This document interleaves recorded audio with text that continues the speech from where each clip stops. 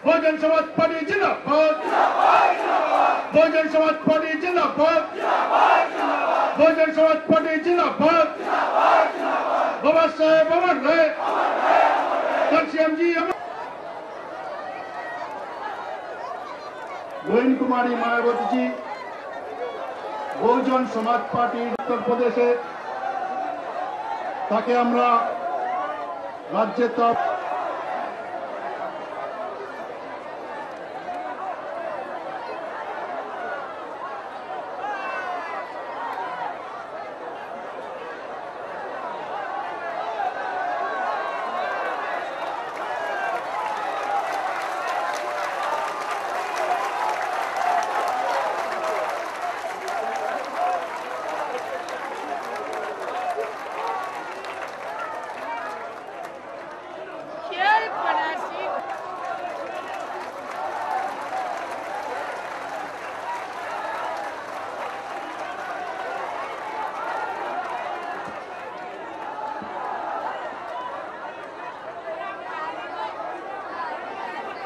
BSP की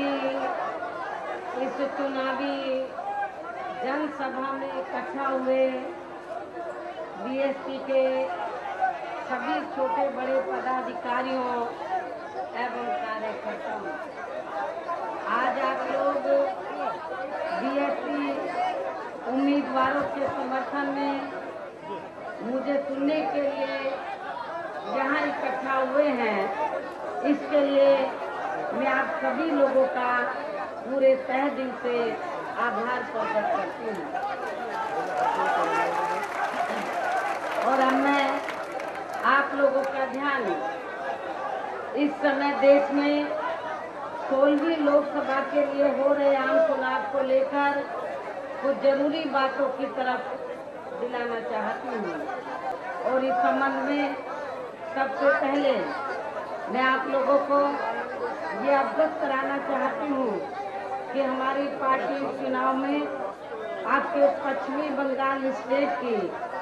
लगभग सभी लोकसभा की सीटों पर अकेले अपने बलबूते पर ये चुनाव लड़ रही है। अर्थात हमारी पार्टी ने इस चुनाव में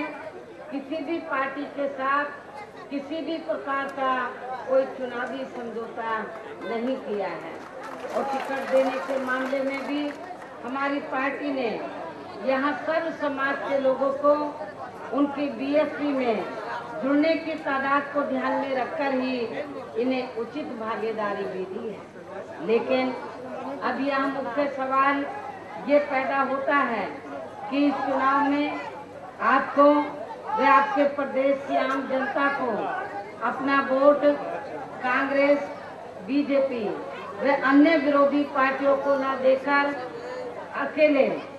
अपनी पार्टी बहुजन समाज पार्टी को ही देना क्यों जरूरी है, इस खास बात को आप लोगों को समझना होगा। और इस बारे में हमारी पार्टी का ये कहना है कि जब से हमारा देश आजाद हुआ है तो उसके बाद से केंद्र व राज्यों में भी ज्यादातर सत्ता यहाँ कांग्रेस, बीजेपी व अन्य विरोधी पार्टियों के हाथों में ही केंद्रित रही है। जबकि हमारे देश को आजाद हुए अब लगभग 65 वर्षों से भी ज्यादा समय हो चुका है। लेकिन इसके साथ ही बाबा साहब डॉक्टर अम्बेडकर के अथक प्रयासों के कारण अपने देश में अनुसूचित जाति, जनजाति एवं अन्य पिछड़े वर्गों के लोगों को केंद्र व राज्य स्तर की सरकारी नौकरियों में जो भी आरक्षण की सुविधा मिल रही है तो उसे भी यहाँ विरोधी पार्टियों की सरकारों व अन्य ताकतों द्वारा आए दिन नए नए नियम व कानून आदि बना के इसे भी धीरे धीरे खत्म करने का प्रयास किया जा रहा है। इसके साथ साथ एक सोची समझी साजिश के तहत ही इन वर्गों के आरक्षण के कोटे को बढ़ाए बिना ही इनकी सूची में अभी तक काफी अन्य जातियों को भी